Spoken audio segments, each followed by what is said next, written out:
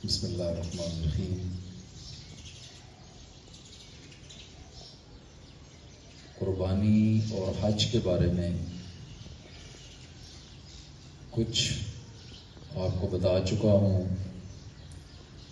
اور حج کے بارے میں انتہائی مختصر سی بات چیت آج آپ بچوں کو بتاتا ہوں۔ حج ایک ایسی عبادت ہے کہ جسے ساری دنیا کے مسلمان مل کر سر انجام دیتے ہیں۔ اگر ہم غور کریں، نماز 5 وقت کی نماز ہے جو ایک محلے کے مسلمان ایک جگہ اکٹھے ہو جاتے ہیں اور نماز پڑھتے ہیں۔ ہفتے بعد جمعے کی نماز ہے جس میں پورے گاؤں کے لوگ ایک جگہ اکٹھے ہوتے ہیں۔ جامع مسجد، آپ کو پتہ ہے کہ ساری مساجد جامع مساجد نہیں ہوتی، یعنی ان میں جمعہ نہیں ہوتا، بلکہ پورے گاؤں میں چند ایک جگہوں پر جمعہ ہوتا ہے۔ تو مسلمان پورے گاؤں کی سطح پر اکٹھے ہو کر نماز ادا کرتے ہیں اور ایک دوسرے کے ساتھ ملتے ہیں۔ پھر اس کے بعد عید کا اجتماع ہے کہ جو اس سے بڑا اجتماع ہوتا ہے، اور اس میں بھی آپ صلی اللہ علیہ وآلہ وسلم یا حدیث میں ہمیں یہ بات ملتی ہے کہ عید جو ہے وہ کھلی جگہوں پہ پڑھی جائے اور پورے علاقے کے لوگ ایک جگہ اکٹھے ہو کر نماز پڑھیں۔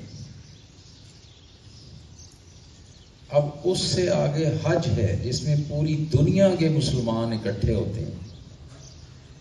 آپ ذرا اس ترتیب پہ غور کریں کہ مسلمانوں کو اس میں اجتماعیت کا درس دیا جاتا ہے، اکٹھا ہونے کا۔ محلے کے لوگ جو ہے روزانہ 5 دفعہ اکٹھے ہوں، ملے جلیں، ایک دوسرے کے حال احوال پتہ کریں، خیریت دریافت کریں، نماز بھی پڑھیں۔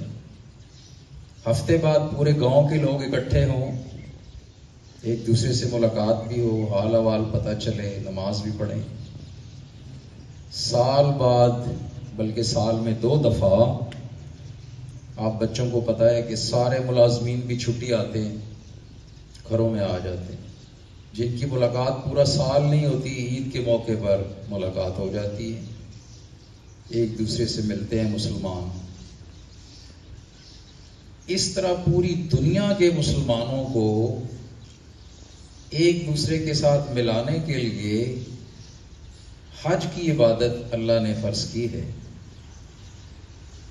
آپ وہاں جائیں تو پوری دنیا کے مسلمان آپ کو ملیں گے، کالے رنگ کے بھی ملیں گے، گورے رنگ کے بھی ملیں گے، سفید رنگ کے بھی ملیں گے، مختلف قد کے بہت لمبے لمبے لوگ بھی ملیں گے، چھوٹے قد کے بھی ملیں گے،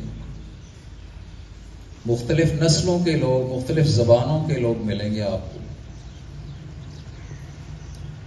تو یہ جتنی بھی اسلام کی عبادات ہیں، ان سب کے اندر اجتماعیت کیا ہے؟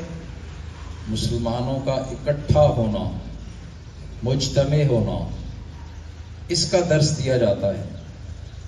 اور حج پوری دنیا کے مسلمانوں کے اتحاد کی علامت ہے، اکٹھ کی علامت ہے، ملنے جلنے کی علامت ہے کہ پوری دنیا کے مسلمان ایک دوسرے سے ملیں، ایک دوسرے کے حال احوال پتہ کریں کہ آپ کے ہاں کیا صورت حال ہے، کیسے حالات ہیں، مسلمان کس حالت میں ہیں، اور پھر اپنے مسائل کا حل ڈھونڈیں۔ یہ ساری عبادات کے پیچھے یہ فلسفہ ہے جس کا ہمیں پتہ ہی نہیں ہے۔ ہم تو صرف اوپر نیچے ہونے کو نماز سمجھ لیتے ہیں، پیسے لگا کے جانا ہے اور حج کر کے واپس آ جاتے ہیں۔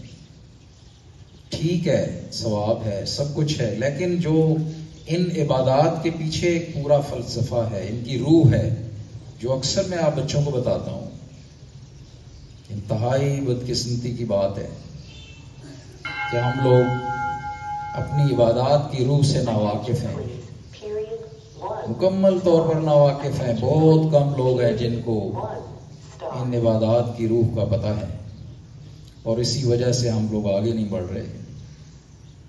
اس لیے ان عبادات کو سمجھنا، ان کی روح کو سمجھنا اور اس کے مطابق اپنی عملی زندگی کو بنانا، اصل میں یہ بات ہے کہ جو مسلمانوں کو سمجھنی چاہیے۔